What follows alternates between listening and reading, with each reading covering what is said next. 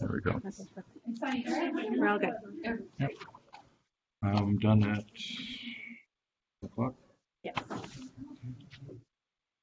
I'll leave my desk if there's anything. Okay, perfect. And I'll be back at 1 to pick it up. Perfect. You'll get the link, and that's that. I will check on double check on my info. What happened? Sounds good. So much. Maybe I put it in wrong. Maybe I used the one from the last month. Yeah, that would only To be the next one. That's probably what I did. every time you schedule something. It's a new one, right? But yeah, so. Good to go. Okay.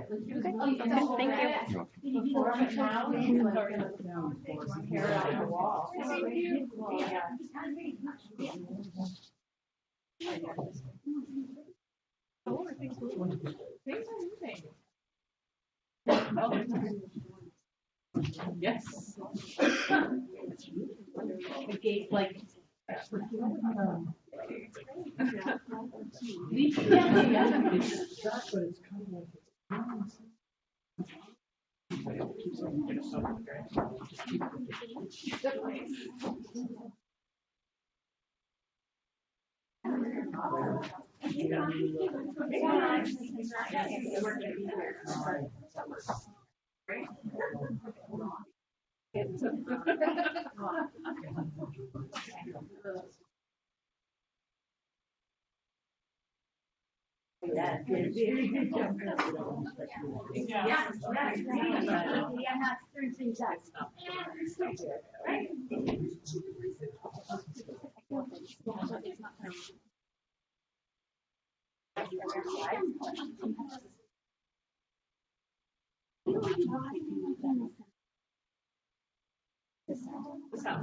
Okay. Oh yeah, I'll stay there. Can I just take a look at You can see your notes, but no one else. I mean, do you much like yourself this first one? Okay. Yeah, he should be back. Yeah, he was downstairs. I don't see anything. Rose room. Oh, front. Yeah, perfect. Much better. Great, and so just the arrows with it. You can try it if you want. Yep. Or you can click in there. But everything should be good to go. Okay. They'll let me know if there are any issues. Great, thank you very much.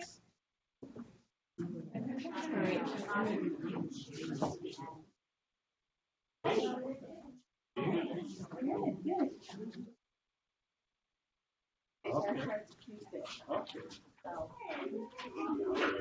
Lectures about ethics application. Yeah.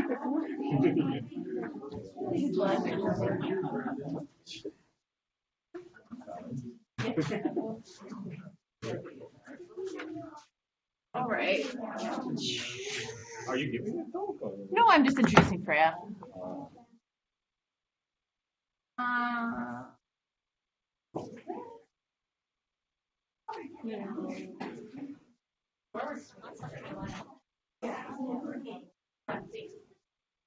Sure, we'll have enough noise on our own. So hi everyone, I'm back. For those of you who are new, my name's Lauren and I'm the chair of the Soka Winnipeg chapter along with Brendan. I've been on maternity leave. I think that's fairly obvious. So, so we got daycare, yay! So that's Tuesday. So this is William, and it's my pleasure today to introduce Freyja. Freyja's been working in research and innovation since like 2007, and she's been with Research Manitoba for a few years now. She's the project manager for RITHIM. And is responsible for all things RITHIM. So thanks, Freyja, for agreeing to join us today, and I look forward to hearing what's been going on. Great, thank you. And thank you for Sorry, bringing a special... preemptively if we have to. No worries. Thank you, everybody, for coming, and thank you to Soka for inviting me to share a little bit about RITHIM today. My name is Freyja. I am the project manager for RITHIM. And RITHIM is Research Improvements Through Harmonization in Manitoba. And I'm just going to The objectives of today's presentation are to describe the RITHIM initiative, so just explain what it is and why we're doing it. I'm going to outline the new process for harmonized impact, privacy, and ethics review. And I want to explain a little bit about how these changes will impact researchers. So why? Why did we start this initiative?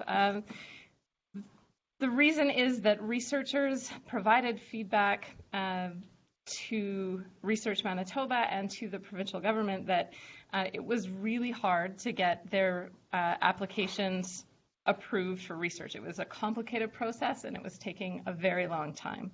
And so the provincial government requested that Research Manitoba lead an initiative to find some solutions to this problem. So this initiative began in July of 2015, and we were asked as Research Manitoba to develop recommendations to improve time to conduct for health research in Manitoba, to harmonize processes, and to establish the best mechanisms for increasing industry investment and partnership potential in Manitoba.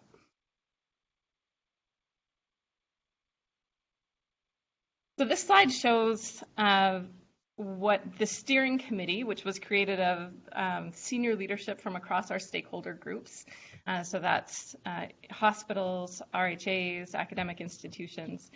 What they did was they mapped the existing system, and you can see here this map shows over 25 different application processes that a researcher might have to go through in order to finalize their research application, their protocol. So there are multiple applications, and everything was paper-based. Multiple review committees. It was a very slow and complicated process. So not only do you have to apply for your ethics review, but every site where your research is taking place has its own institutional impact review process or committee. And there was some concern that Manitoba was becoming a flyover province for clinical research, just because it could take 6 months to 18 months sometimes to get an application approved. And researchers were frustrated.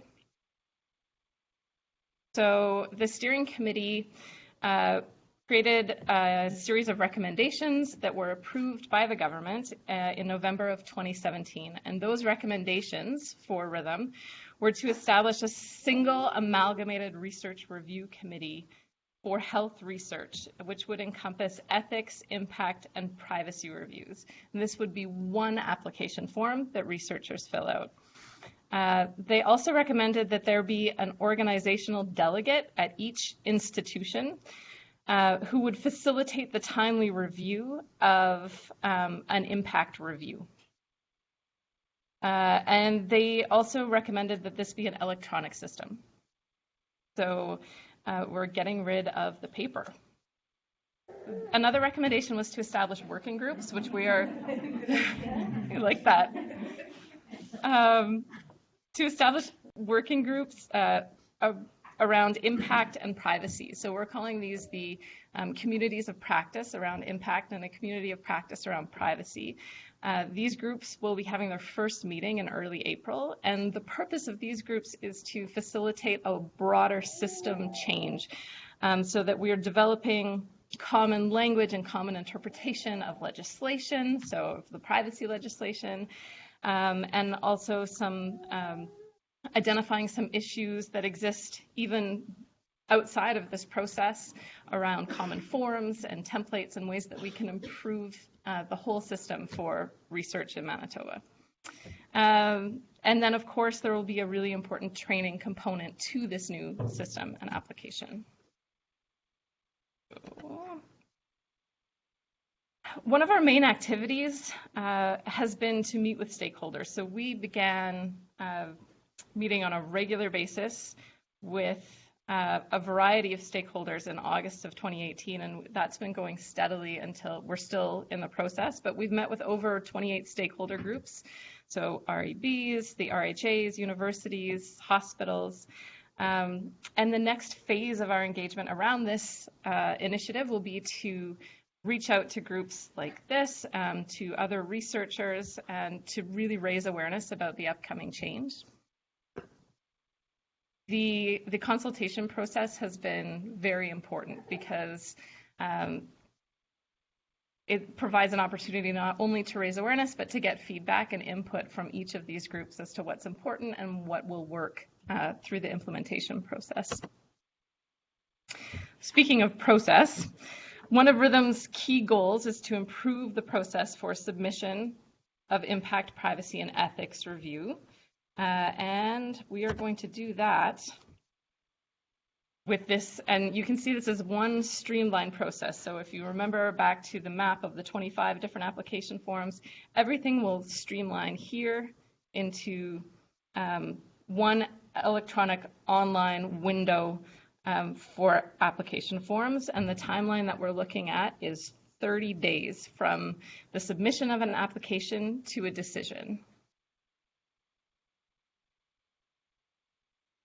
So I'll just take you through this process in a little more detail.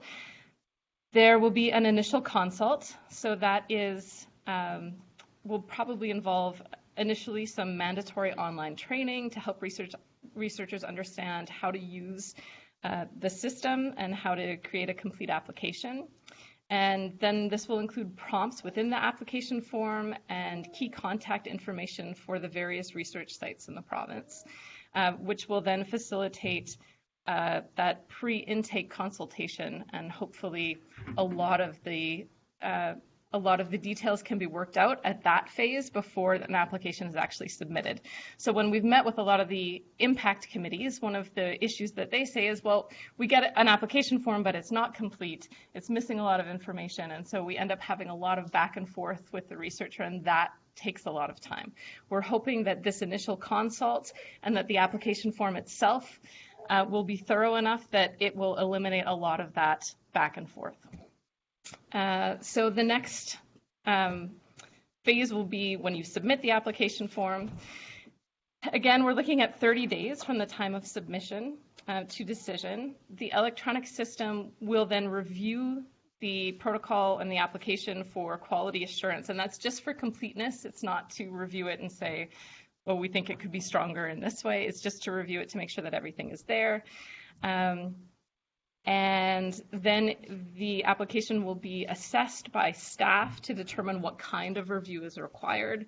Will it be an expedited review or a full board review? Does it need privacy, ethics, and impact? If it needs impact, within the application form, the researcher will already have identified what sites the research will be happening, or the places where it will be taking place. The review stage involves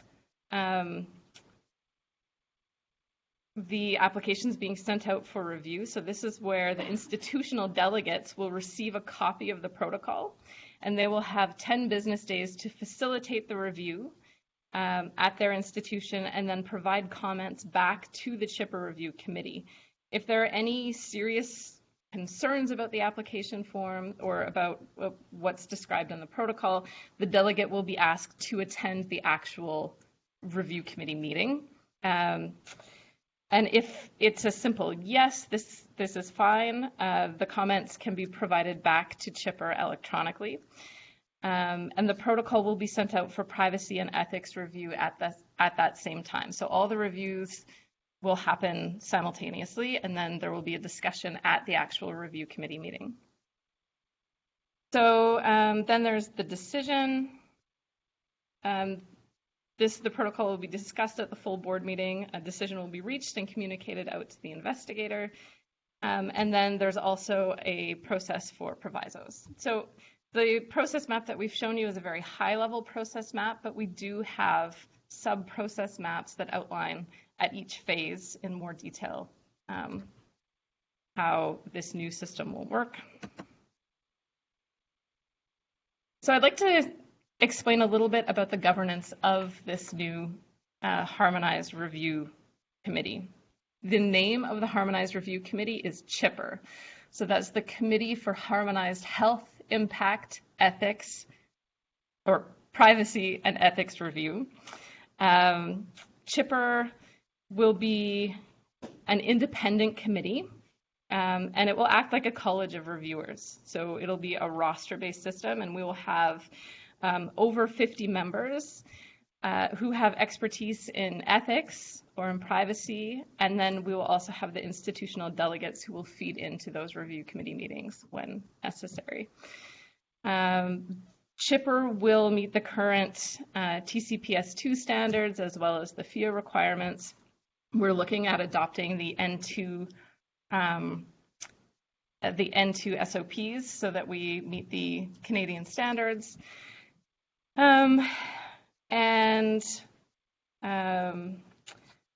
It's important to mention here that the existing ethics boards, so on the Bannatyne campus, the BREB and HREB will be rolled up into Chipper. So they will no longer exist separately. HIPC, which is the Health Information Privacy Committee, will also be rolled up into Chipper. So those separate committees will, what they look at right now will now be looked at by Chipper. FIA legislation will also be changing, and we anticipate that the changes will be considered in the spring of 2019, so very soon, and that the actual changes will be enacted in the fall of 2019. So our rollout is very closely tied to those FIA changes, and Chipper will be actually named in FIA. So Chipper exists independently, but there will be another body that provides guidance, that actually does the nominating to Chipper, that does the reporting on Chipper, and that committee will be the Provincial RITHIM Committee. So it will be made up of senior level executives from across our stakeholder groups. And it will be a subcommittee of the Research Manitoba Board. So that is our current governance structure. If anybody has questions while I'm presenting, please feel free to ask. If not, we can go back and revisit some of these slides after. So this is a timeline. We're getting there. As you can see, it started in 2015. We anticipate that the first Chipper reviews will begin in late fall of 2019.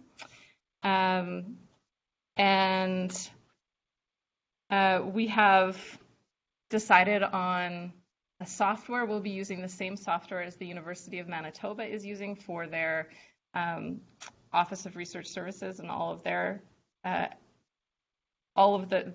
functions will, so the systems will work well together because they'll essentially be the same system. We'll just have a separate version of it.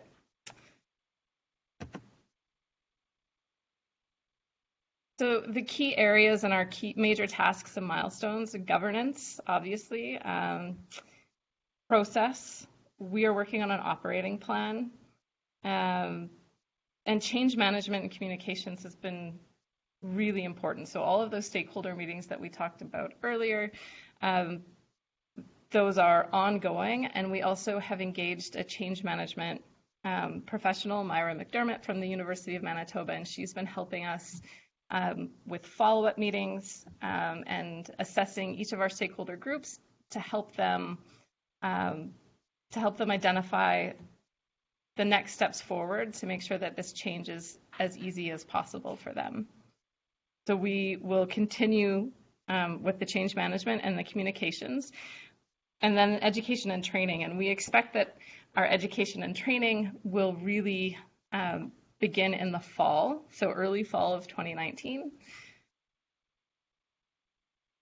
And if there are any questions or comments, or if there's any part of it that people would like me to go back and explain a little bit more, I'm happy to do that.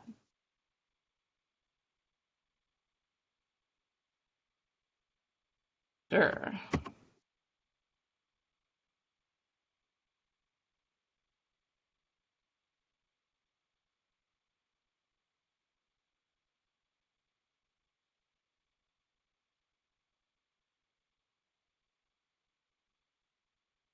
Well, it will depend on the via legislation changes and when those are actually enacted. If there's a delay in that, there will be a delay in rolling out the full chipper review, but we do anticipate that we can start with a soft launch.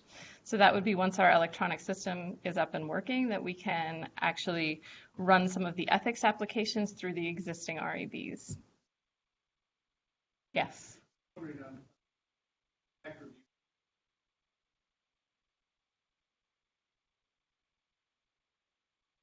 In which section? Just you mentioned what.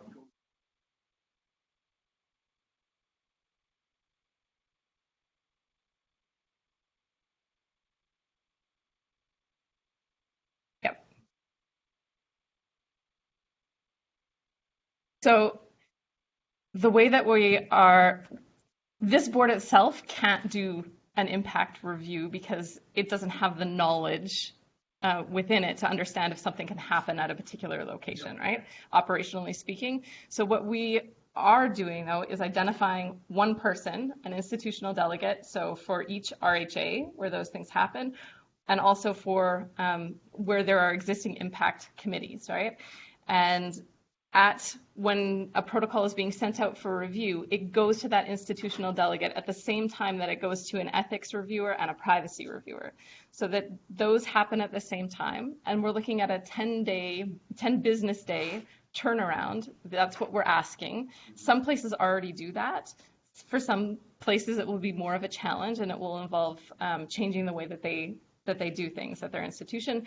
Then they will provide that feedback back to Chipper, so that a conversation can happen at the review committee meeting where all of those issues can be worked out at the same time, and the decision can be sent out to the researcher, and it has the ethics, the privacy, and the impact.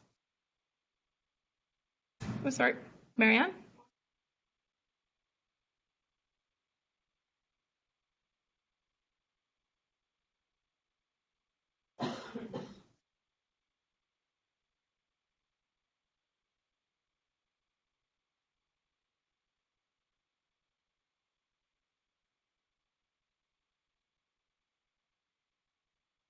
So we're developing the application form right now, and Pusha is leading that.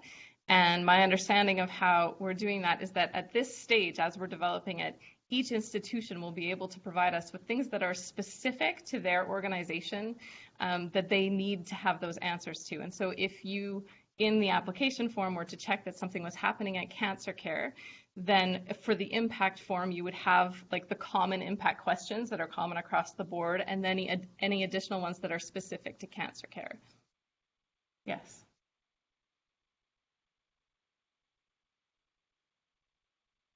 There is. We don't have it included here, but there will be a process for amendments included as part of Chipper.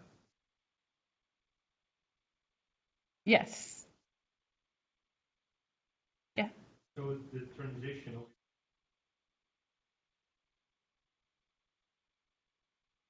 Yes. There will be a large data transfer into this system. Everything will be running through this system. Yeah. Sorry, you had a question? That was actually sort of the same. Okay. Say all the old projects you have ongoing. They will. Yes. Can you talk more about the? Sure. So if a researcher wanted to start an application, we will have a series of routing questions. So that will be the first place that you would go. So on a RITHIM website or a Research Manitoba website, we'll have a list of questions that can tell you if you answer yes to any of these questions, your application needs to come to Chipper. That will also exist on the University of Manitoba's website. Every stakeholder organization will have those questions, and then we can provide a link to our system so that if you answer those questions, it would go in. When you're in the system, if you, for example, were to check off that something was happening at cancer care and this research was happening at HSC, then it could, the system could prompt you to say, have you have you contacted this person, like the key person at those? Or if you have questions, this is the person to contact at this institution. So if you have questions about, you can have a conversation if you want to. It would be not mandatory, but obviously if you wanted to work out some of those details, get a sense of if what you were proposing was possible with an institution before you submit the application, then you could do that. So that initial consult has already taken place. Also, if there are additional questions that our frequently asked questions section doesn't have, or that our training has not answered, then there will be a contact person within RITHIM who you can contact to answer any of your questions. So it's the pre-intake consultation happens mostly outside of our system, but we will have prompts within our system to facilitate it.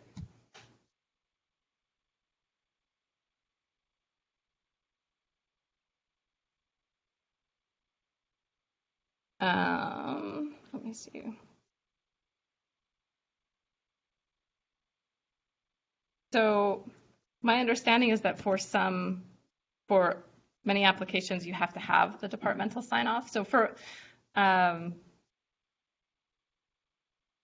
know what, I'll have to get back to you on that one because I'm not sure. Okay.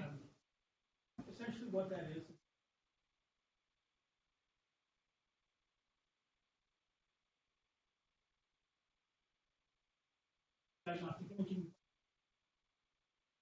review, it'll go back to the delegated. So they're essentially signing off saying, yes, we can do 1 scan a day. If they will sign off on their impact for that department, it goes back to the delegated individual. That delegated individual makes the actual decision for the entire institution. So That's not. are you talking about the initial consult?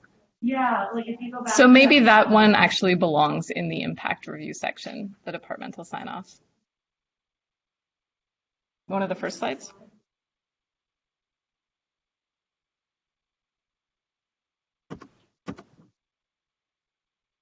There, okay. Any other questions? Oh, yeah. Oh, sorry, about the same. Okay, yeah. Let's do that first. Are there timelines? So there will be a timeline attached to the full impact review, right? When something goes out for an impact review, once it has already been submitted, not in the pre-intake part, we don't consider something to have actually started within our system until it's been submitted, right? That's the timeline that we're looking at. That's the 30 days from the time of something is actually submitted until the point of decision. For the impact review, when that's sent out for impact review, we're asking for that impact review and comments to come back into the chipper system within 10 business days. That's the timeline. Does that answer your question? Okay.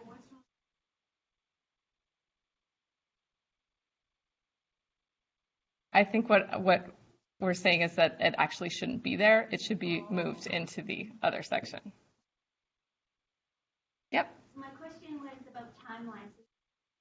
You're saying the clock starts at the time of submission, but then how is that affected if the meeting date doesn't happen for another 3 weeks? Does it make it 30-day timeline? The 30 days from the time of submission. So there will be, yeah. When's the ethics meeting? So we will have dates for submission that align with the meetings. Okay, so the submission date. That's right. Okay, so it's not like your submission date, I'm thinking like it could be any day. It can't be any day. It will have to align with the actual dates. So yeah. Meeting submission date. That's right. Yes. So there'll be one submission date per month. Like they're going to run 12 months a year. They're not going to take a month off. That is the idea. Uh-huh. Yes. Have you built any risk reviews?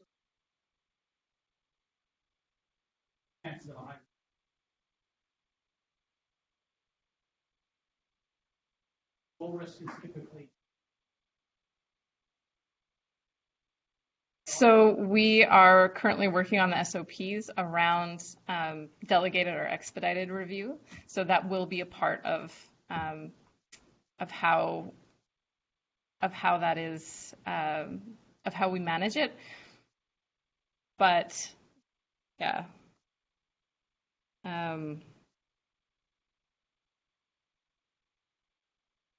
We will definitely have a separate process or a separate process map for delegated review. It will be part of that. But in terms of the timeline, we're looking at 30 days, whether it's delegated or high risk right now. That's what we're looking at. Again, this is a learning process, right? It's a new system, and there are bound to be bumps along the way and things that we will learn as we go and things that will change. Yes.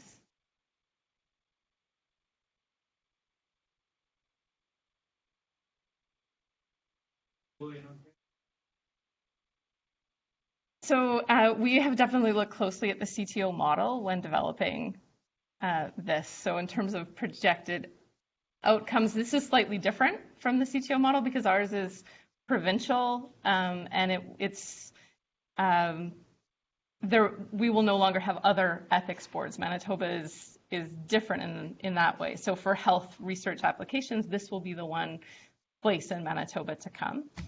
So we're looking at developing agreements that are based on, in many ways, the existing ones that CTO has. Yep. So, like right now, we submit to ethics, we get a decision, and usually it's conditionally approved as long as you do X, Y, and Z. So, they're going to do the same sort of thing here? Yes. So, okay. Yes. So then the 30 days will sort of be extended. So then by the time you reply back to the request, is there going to be another timeline that after you submit a response to that, you have an obligation within X number of days to provide a final decision? So when it comes back, it would probably go straight to the chair, or for a very expedited review process, it's a separate loop. Have you defined a performance target, like within 5 business days? I'm not sure if we've defined the actual number. I think we have, but I just don't know what it is off the top of my head. Yeah. Okay. Touch up on that because everything. You don't even need a manual.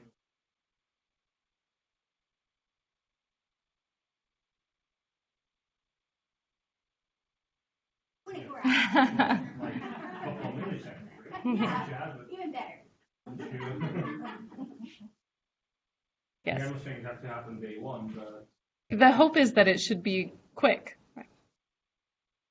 Everything should. The whole intention of this process is to make things easier for researchers, and to expedite the process while still maintaining the quality of review. So that's the goal. And one of the reasons that we in the governance have created that provincial RITHIM committee is to ensure that that happens. So if there are any concerns, all of our stakeholders will be represented on that committee. So those concerns can be heard and they can be addressed. Yep.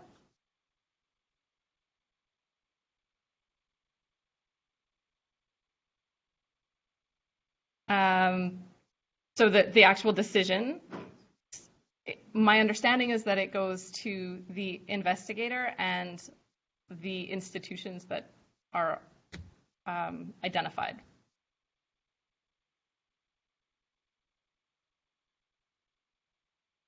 I think there will be options within the system so that it could go to more than just one person. Right. Yeah. My understanding is that the system will have user permissions, so it should facilitate that.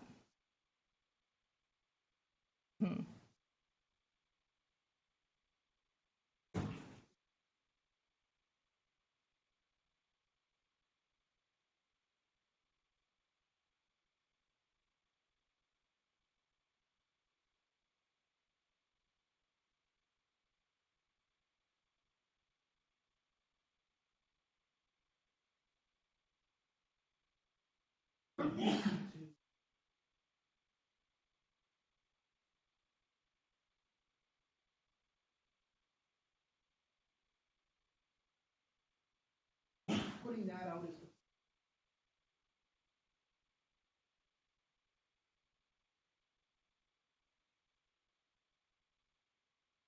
Well, right now, we're working on moving the application form. I know that there was a lot of work done on the application form about a year ago, and we're taking that work that has been done right now, and Pusha is moving that forward, especially to identify some of the questions that may not have been identified yet around impact, to fine-tune some of those things, to change anything that might have changed in that time frame, and to make sure that all of our stakeholders feel that their needs and their input has been allowed into this process.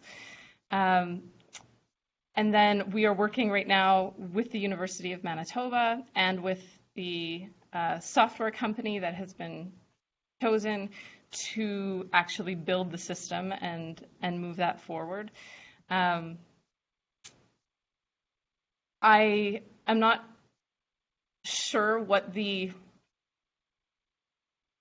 other than not wanting to overwhelm the system with change. So having one paper form roll out with change and then following it up a few months later with the actual online application form. The other reason behind it is that this is going to be a smart form, right?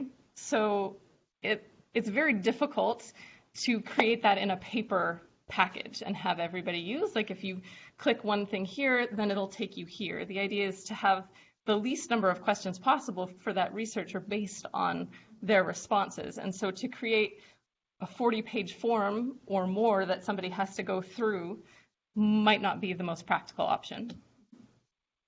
Yep.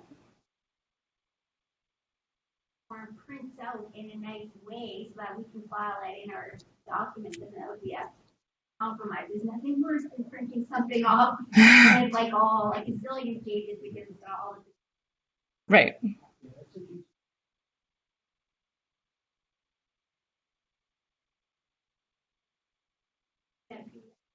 Okay, that's something that we'll make sure can happen, yes. I imagine you're going to do like alpha and beta launch.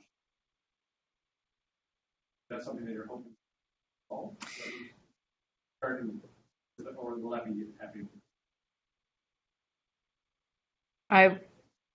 Timelines aren't fully decided yet. We're working right now, and a lot of it will depend on how quickly we can get some of the details worked out. But yes, it's not just going to be a full launch. Suddenly everything has to go through here. We have a lot of work to do around communications, around awareness, around training, and around building the system itself. So I imagine it will come in stages.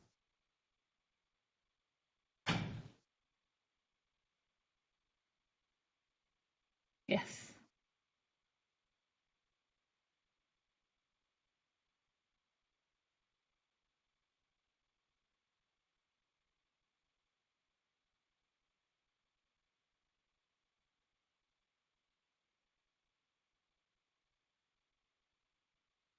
So I know that data management is something that has been raised, but I don't think that we've worked out details around that yet. But I do know that we, in developing this, have looked at the Tri-Council policies, and we've also connected with other national initiatives around streamlined ethics reviews. And so we are trying to make sure that we comply with all the regulations, that our quality standards are high, and that we're also connected nationally into other things that are happening right now. Mm-hmm. So we're working on fee structure right now. Nothing is finalized. I imagine it will be very similar to what currently exists, is that if something is an industry-sponsored project, there will be a fee, and it will probably be similar to what currently exists with the REB. But yes.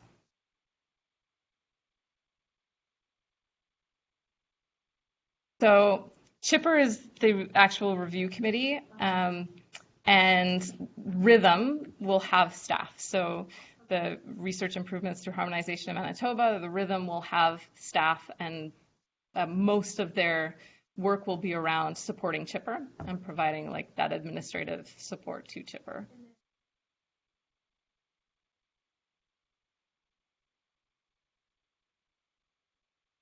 Yes.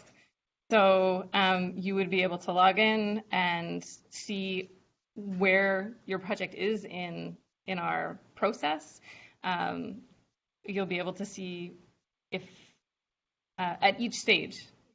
And also for University of Manitoba researchers, because it is the same system, the idea is that you'll be able to log in and you'll be able to see everything. Yep. Oh, sorry. There's a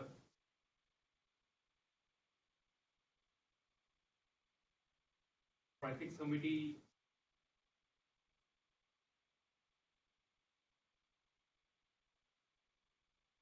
So once this is implemented. That's a great question.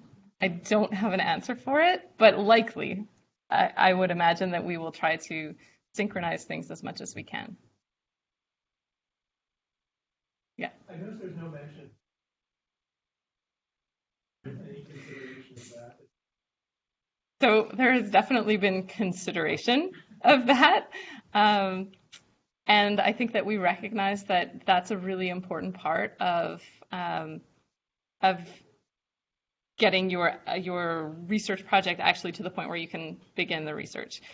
Data sharing agreements right now are not part of this scope. However, they are a part of the scope for the communities of practice that we're creating. So the privacy community of practice and the impact community of practice, to have those discussions around data sharing agreements and how we can, the best method to address any time delays or make that process work better. And I think it is within the scope to identify how it can fit into this system eventually, but not in the initial rollout right now, as far as I know.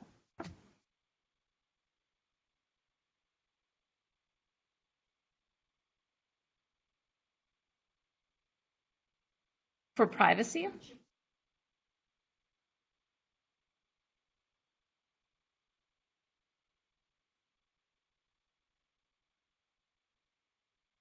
I can't remember what happens either there. But yeah, we can make a note of it and I can make sure that we get back to you on it. Yep. Yes.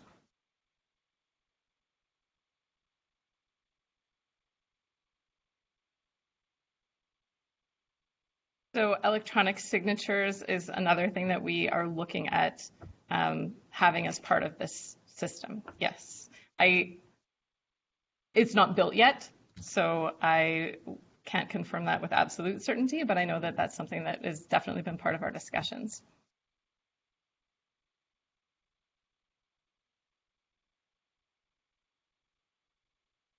No.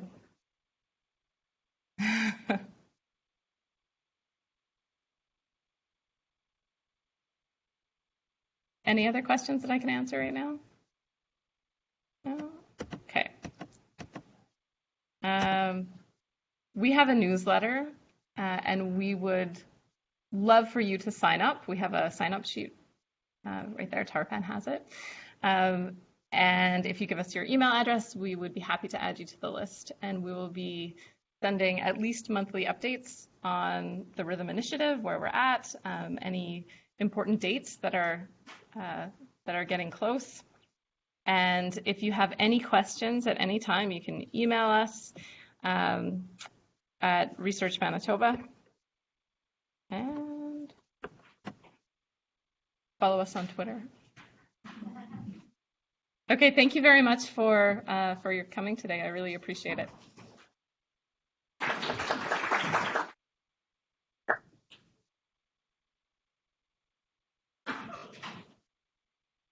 For those who haven't tried these, please try it and